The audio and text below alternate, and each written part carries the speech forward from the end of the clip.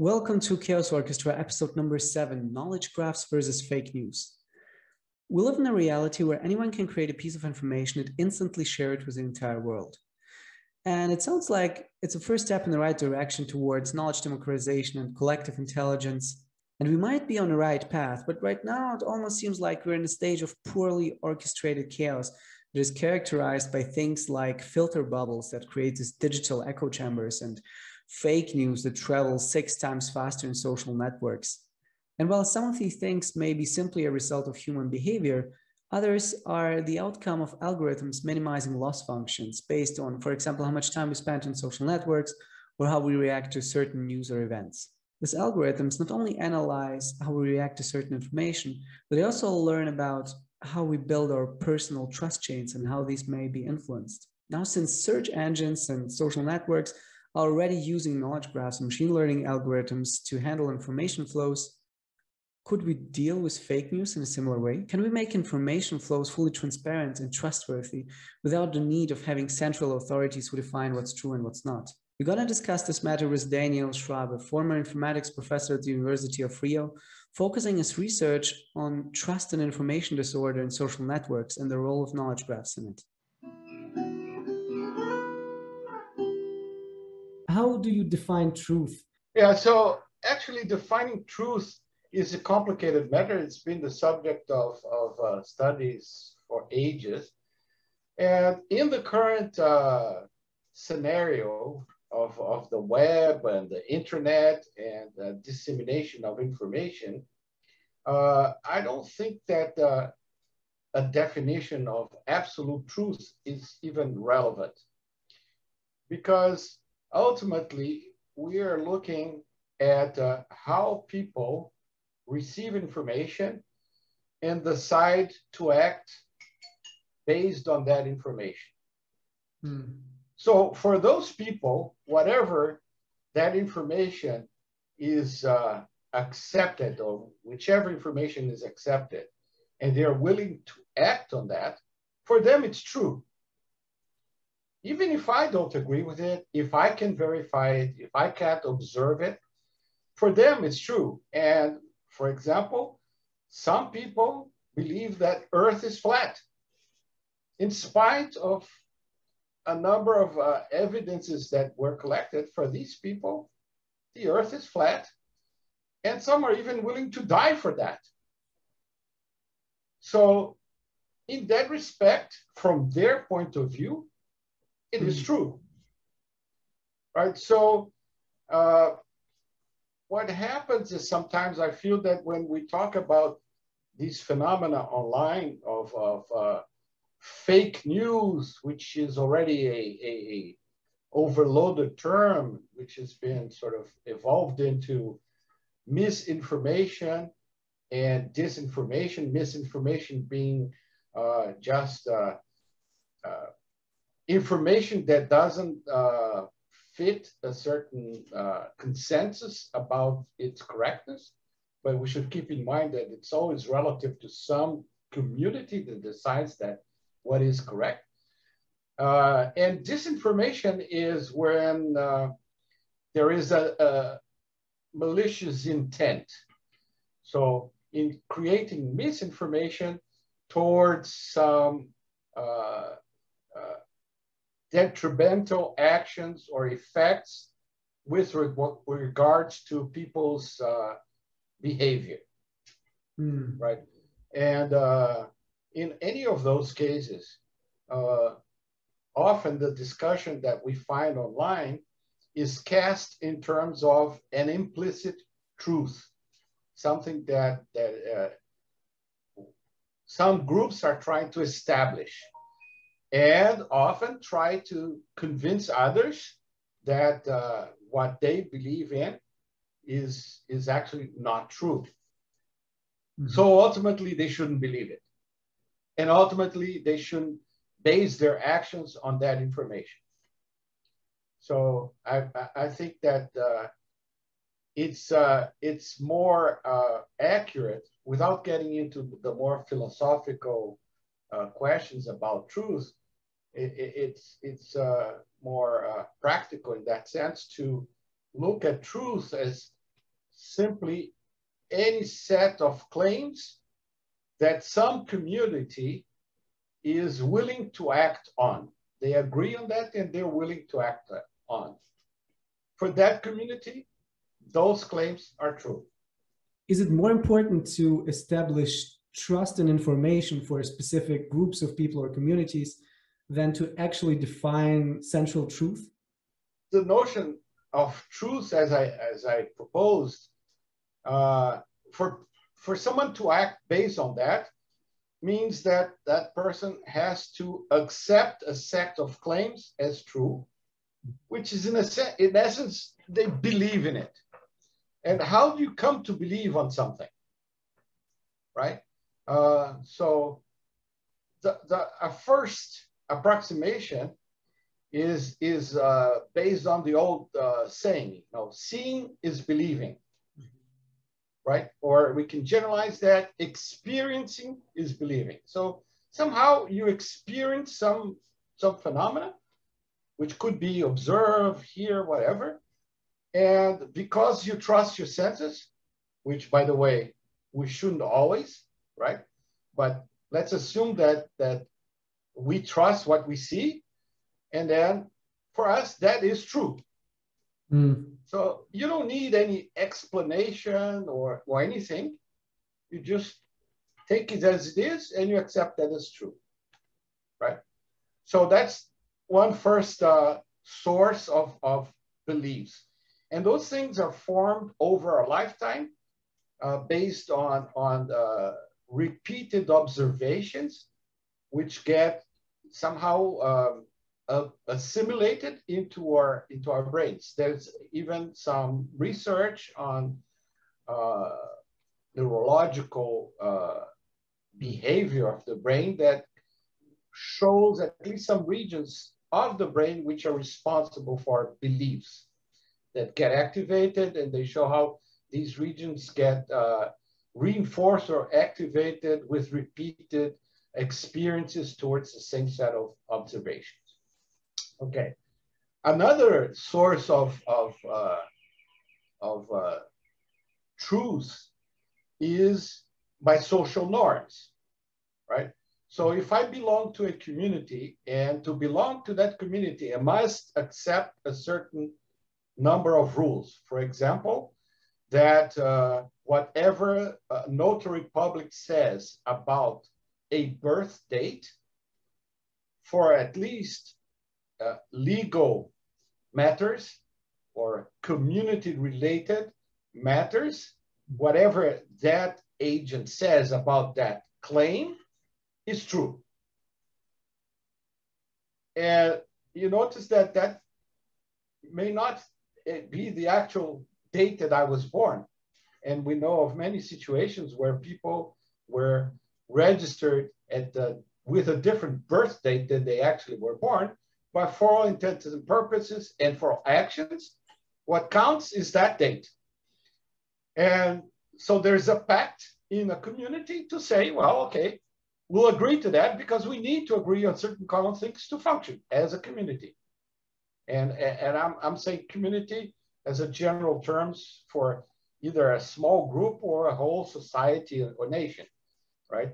They're all, in a way, involved these commonly accepted assumptions, and you build from that. So for certain kinds of actions, I will accept whatever is said by a certain source without any questions for a certain action, right? So I can ask you, how old are you? And for a certain purpose, whatever you tell me, I believe. But for other purposes, for example, for voting, you need to prove it, which means you have to recourse to some other trusted source that we all agree and says, yes, that's the date you were born in, right? So this is kind of how we're dealing with this now, right? If you look at society, let's say, as a network of agents, we are giving the power to a few number of agents to determine what we consider truth. We agree on something. Now, what can happen then is that one of the agents, let's say, it might be even a president or another authority controlled by a few people, that they misuse this power, right? And this is where disinformation comes into place. Well, okay, so let's finish this reasoning, and I'll get back to this phenomenon, right? So I think then, and this is the connection between truth and trust. Okay, so let me propose a definition of trust. I trust some information, which means I am willing to believe in it if I am willing to act on it. So there is no absolute trust, or rather, I could say that absolute trust is faith, right? In the broad sense, not necessarily religious, which would be when I accept something without any conditions, any further evidence. I take it like I accept that something that I saw is true, happened, right? That's in some sense faith. But other than that, what happens is that I receive some information and I have to decide whether that information, I need that information to do some action. And because of that, I need to decide whether I trust it or not. If I trust, then I will use that information to act. But, and that could be because it is either the same that I already knew about, so it just confirms something I already know and I believe in it, or it's implied by it, or else I say, I don't quite believe in this yet. Can you or can I find some additional references or sources that either say this or say something that implies this, so that I can deduce and finally trace this back to some source that I trust, and then I will accept it to use. So in this way, we form what I call chains of trust, because you recourse to additional information. When you get additional information, you go through the same process and on until you decide that for the purpose of the action that you're considering, that's enough. And it should be noted that this place where you stop is arbitrary, and it can vary for the same action, for the same information, depending on your intent. Like if I ask you for, can you lend me $1? You probably say yes.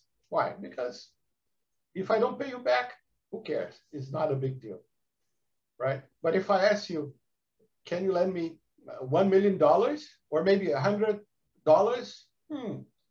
You will want to check on me a little bit more, get additional information. And if I ask you for $1 million, definitely you're going to ask a lot more. So the stopping point in this trust change is variable depending on the action and the values involved. Okay, so what happens then is that we build these trust chains, which are ultimately based on the provenance of the information, right? And they are anchored. The chain stops when I reach a point which I'm willing to accept as true. Therefore, I trust, right? Now, as you pointed out, in the example that you say some authorities and so on, what can be happening, I'm not saying that always happens that way, but one way to understand this is that for some societal reasons or some community rules, you decide that that agent, like an example I was giving, that the notary has the what's called public faith, and whatever it says about only about birthdays, they will not say about any other subject, is true. Now, we tend to ascribe a similar property to authorities. Like a police officer, in principle, has this also this public, whatever they say is true. Although it can be contested, but the assumption is that it's true, not that it's false. Whereas another person, another citizen, you don't start with this assumption. But these are conventions that people assume, and they can be different. In different countries, for example, this assumption that what the police is saying is true is not the case, right? So the example we were giving, I think, are different assumptions about the actors involved in providing the information. And that can vary depending on the particular community that is involved. Now, what happens in any given community is that often you have competing narratives, which are claims and set of justifications about them or support, and they often are conflicting. They are competing because they state certain facts which cannot be true at the same time. So if I want to act, I need to decide which one of them I will believe, and that involves trusting the sources to the extent that I'm willing to accept them as true and act based on that. So do I accept that there were mail vote fraud or not? And if I accept that there was, I may be willing to go and storm the Capitol because, I mean, it's true. I mean, there was voter fraud. Everybody knows about that, right? And what we also observe is that these trust chains tend to, in the end, be associated with personal values and value hierarchies, personal value hierarchies. Mm-hmm.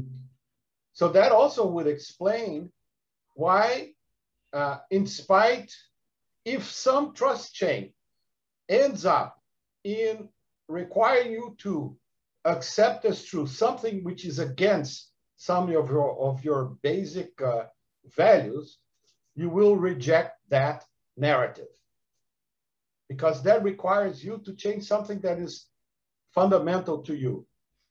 And no matter what, how well formed and how much evidence there is and so on, people will simply reject that. And this has also been studied quite extensively to show that we're not that rational in that sense. And often it's actually the other way around, right? We already have something that we believe and we build the narrative to justify a conclusion which we already knew. So that's also like what's called the confirmation bias, and it's also very natural human behavior. Okay, so that's a way to tie personal values, beliefs, truth, trust, and information or disinformation, misinformation. So the term disinformation, in my opinion, does only make sense if there's something on the other side, like the truth, right? So what you're saying right now, there's no such thing as a truth, but there are things that are true to specific groups of people who are ready to act on specific information. Yeah. But isn't this exactly the problem? That there are completely different perspectives on the same thing and people are ready to act on them, even if, usually both sides can't be right. That's right. Yeah, it is a problem, but there is a more fundamental problem underlying it that is compounding or exploited by disinformation, right? So, and I would venture say that the problem, the ultimate problem, is that there is a conflict in the value hierarchies that underlie the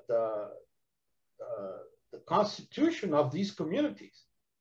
So for some communities, for example, white people are superior to non-white. That's a core value that they hold. And they're willing to act based on that. So a disinformation would be a narrative which leads you to act in a way because it convinces you that it is trying to subvert this order. For example, trying to establish that non-whites are as important or more important than whites, right? So the mechanism of the disinformation is to exploit this conflict. And it is disinformation because sometimes this has nothing to do with the action that the agent that is passing on this information is really aiming at. It's just using this conflict as a way to lead you to an action that the agent wants you to take. Which would mean that every one of us has something like a filter in receiving and processing information, which is based or origins from our core values, that we're more recipient to information that would confirm our values rather than be conflicting with them, right? So absolutely, yes, we do. So definitely, we do that for sure. Although we can train ourselves to be more aware of some of that, but it's almost inescapable that we act based on that. And it's almost built into our brains. We can't completely get rid of it. I'm not even sure we want to, because it can also explain, it's also based on survival instincts. We need to do that to be able to act swiftly in, for example, dangerous situations. That's going back to very, very basic situation. But, you know, even for a flight or fight, a reflex, you sometimes have to act on information which you don't have time to decide or anything like that. You establish that and you act. So there is also some very basic mechanism that we have that we use even to survive. So I don't think this kind of preconception bias is a bad thing. I mean, it's part of our constitution. What I think we could do is make it more explicit, and so that we can be aware. And in cases like disinformation, we can expose a bit more these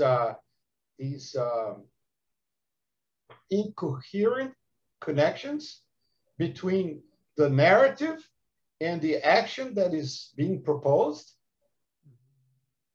so that you may even want to act that way or not, but you'll be more conscious whether you're doing it because of what's implied in the disinformation or because it really has to do with your own values that you believe in. So if we go back to trust, it means that creating this consciousness or the transparency over this chains of trust that we create for ourselves, and maybe even the intentions of the sources for the information, this would be the right direction to go rather than trying to define an overall truth. Right.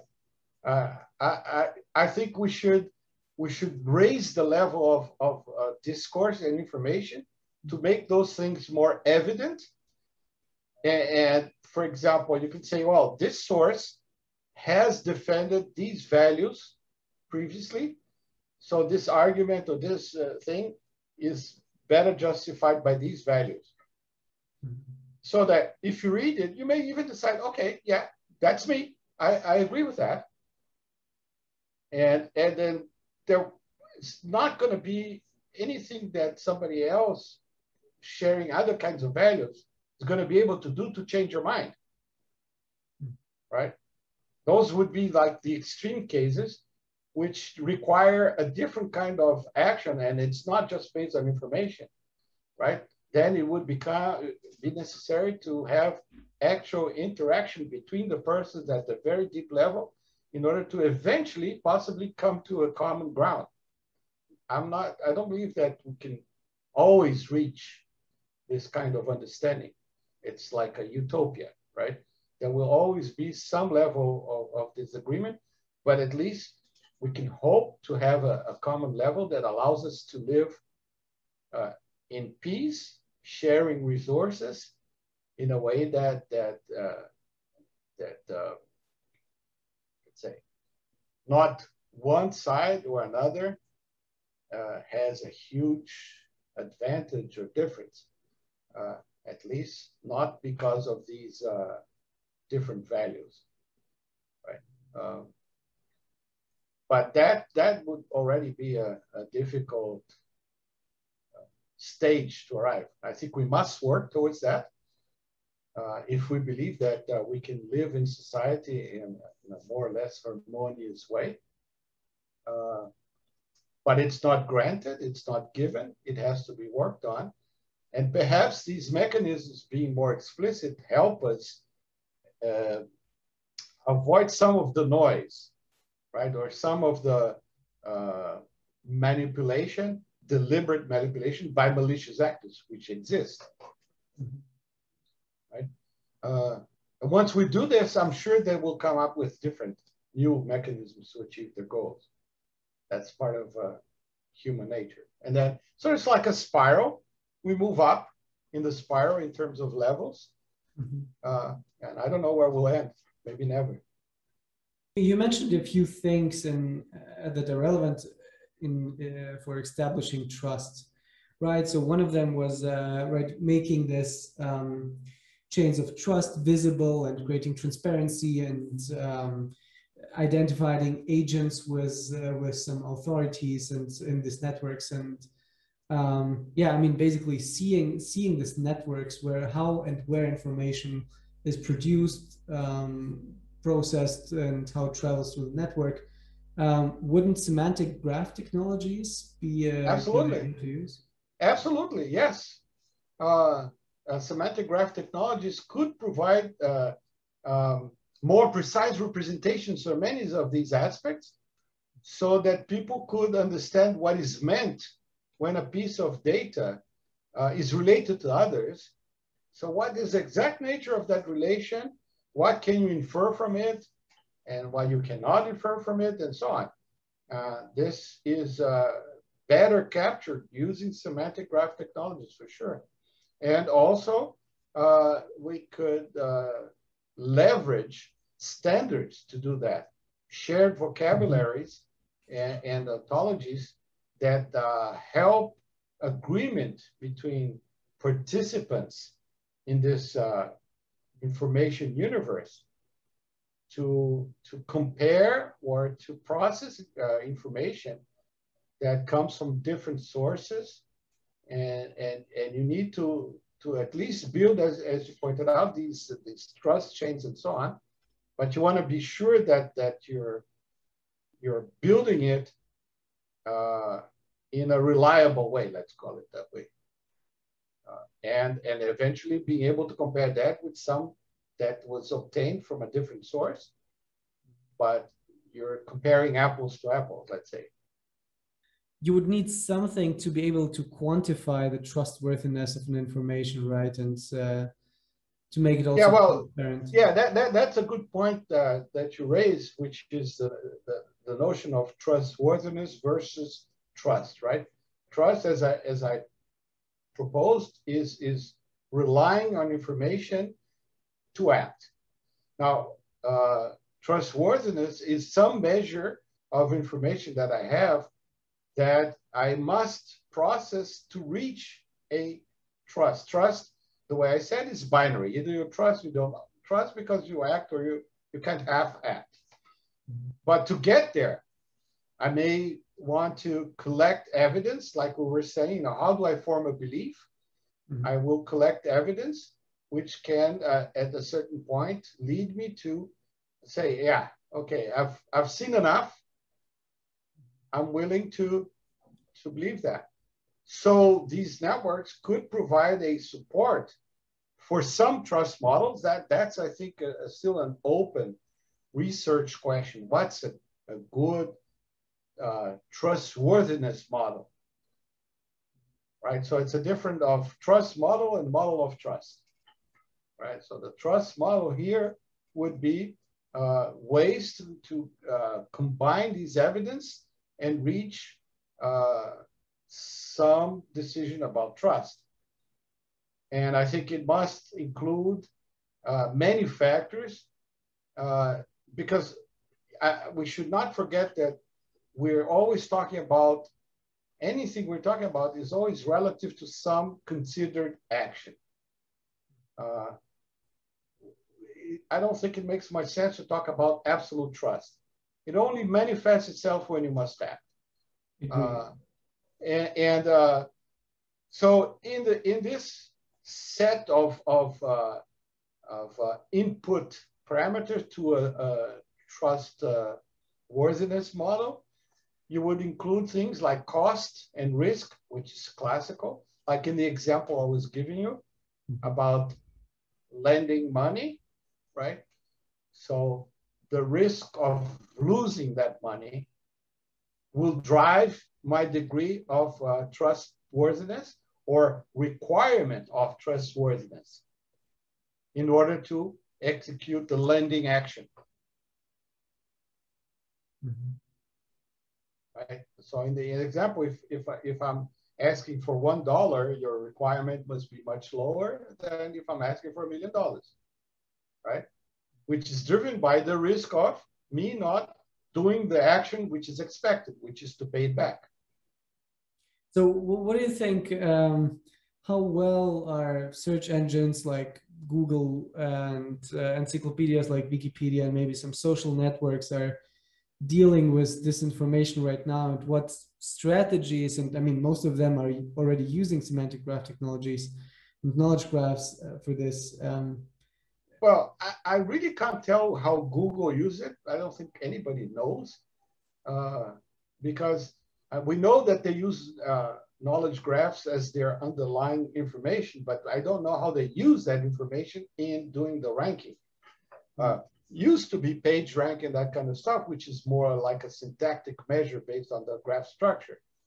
But I'm sure that they have evolved, and now they use other measures that I don't know how exactly they take into account these this more semantic information. Wikipedia is based on a completely different assumption, right? Which is in a way similar to the principle is similar to what we're discussing here about truth, because Wikipedia is based on the notion of truth by community, right? Which is just saying, well, if the community agrees on what's there, for them, it's true. And they have a social process by which information is discussed, reviewed, and so on. And that may also have nothing to do with the actual truth,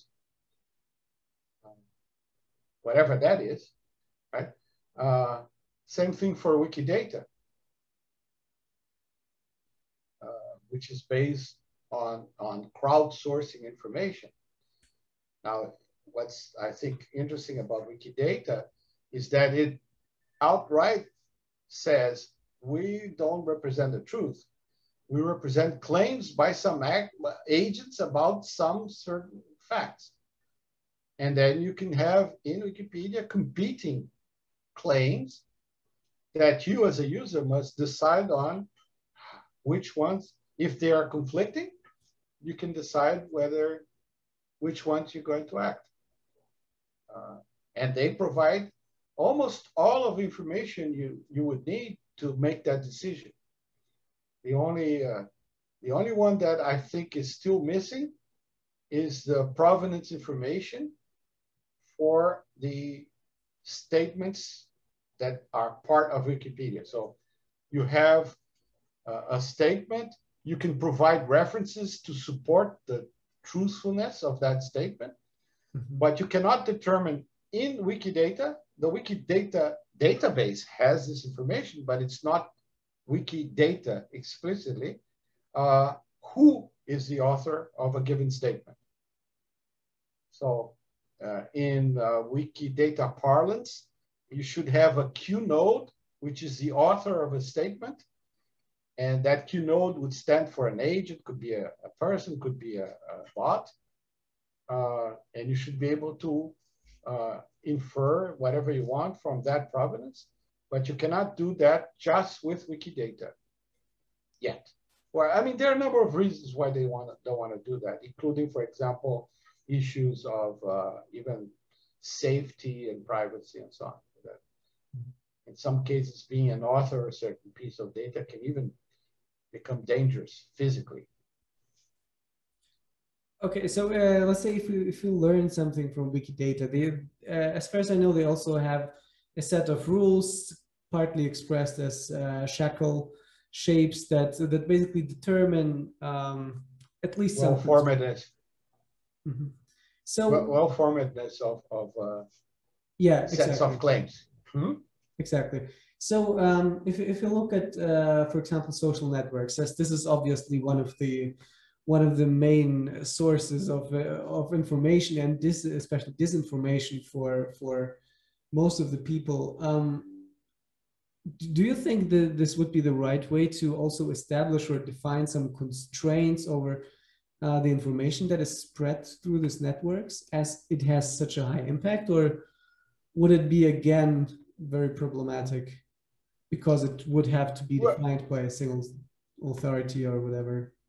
Well, again, so in the case of so what you're talking about is how do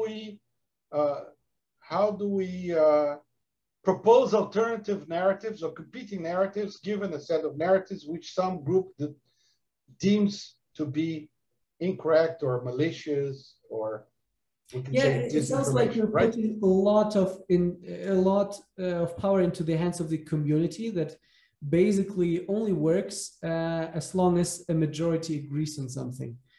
So the question is of how much of in this can evolve naturally in these networks and being established by the community, and how much has to be defined up front so it can work at all. I don't think we can run away from this community consensus at one level or another. You just recurse the problem. You just push the problem to a different level. But ultimately, at one point, you have to be based on a certain consensus. So in an example of Wikidata, suppose you could somehow, when some statement is made in some social network, you could point out, hey, there are these Wikidata statements which have been made by these sources which say something different. Yeah, you could think of that. But then we enter a different realm of problems, which also is being researched, which is, suppose you do have this alternative set, let's call it narrative.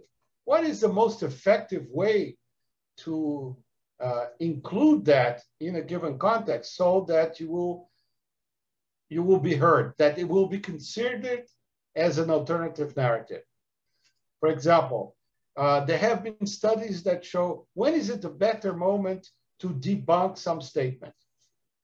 Some people say, well, you should preemptively, before you show the contested information, like in a social network, you should say, there have been sources which dispute what's going to be said. Mm-hmm. There are others that say, no, you give it, and you show, as you give it, you give alternative views. And others that say, no, you only say that afterwards, and not necessarily right away after.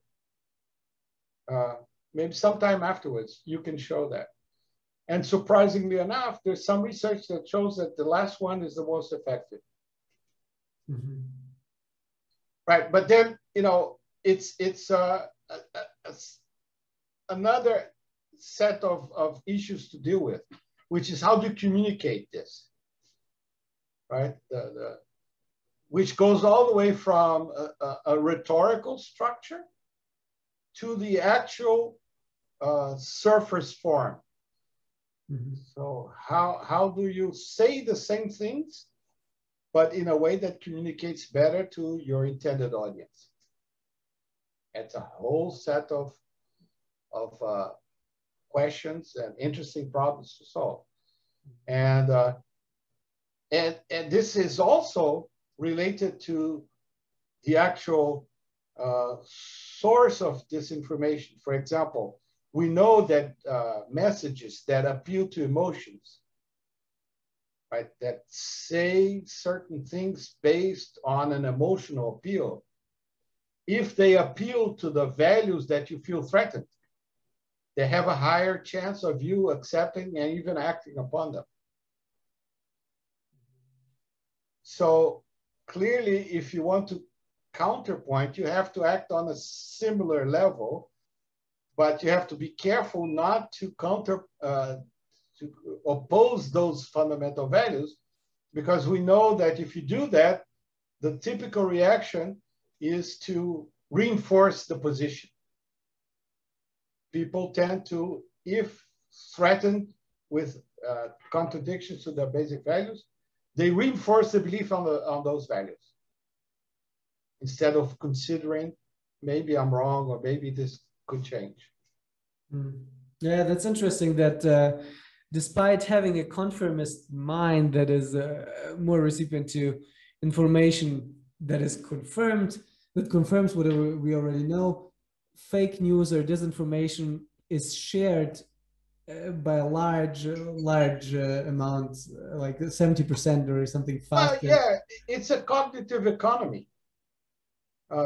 It's much easier and comfortable to reinforce your values than to counteract and re-examine and question and so on. Yeah, but despite that, information like that let's say call it fake news, that should be most of the cases contradictory to what we expect. It still travels way faster through this network because right? It's always cast in a way to dovetail, to reinforce your pre-existing beliefs.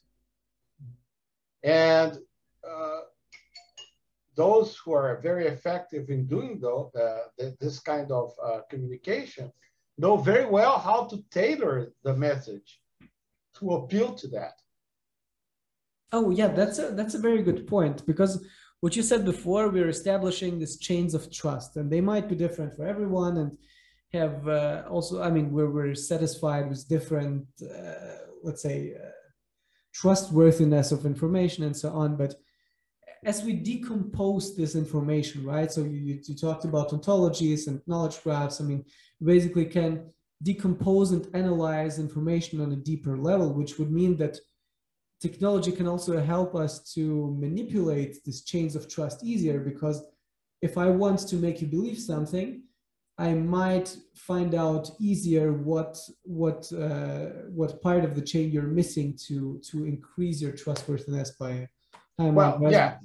Famous example. If we agree on the values, yeah. Yes. So this whole notion of values and representation of values is a big hole in all of the knowledge graph representations, which I'd love to be able to somehow start including that kind of information in the knowledge graphs. But there are a huge number of issues the least of which ethical reasons and so on, that it's not going to be easy. But even the basic building blocks of such value propositions would be very interesting to somehow include in knowledge representations and show how certain value propositions are tied to them. So these are basic values. How would such a knowledge graph look like? Can you elaborate on this a bit more? Well, we can start to build, we could take, for example, human rights, universal human rights, and treat each one of them, you know, the right to food, the right to shelter, the right to health, as a node, right? And you could represent that a certain action is a threat, although this is already high level. I'm not sure exactly how to represent. That's also part of ongoing research. But that's a goal that I would like to be able to reach. Start to include these things explicitly in the knowledge graph. And they should also, because that will become data. And if we're going to apply machine learning and so on, then we'll be able to understand better some of the implications of the artifacts that we are computing relative to these values. Although it's not obvious how to represent all of them, the hierarchies, and so on. But that's a beginning. I think that's an interesting beginning to start looking into. Daniel, what do you think of how far are we away from being able to handle disinformation, let's say, on a solid level? I think we're still far. I think we still need to. So all of these ideas that I proposed here, I think they are far from consensual. That's my understanding. It's a proposed view.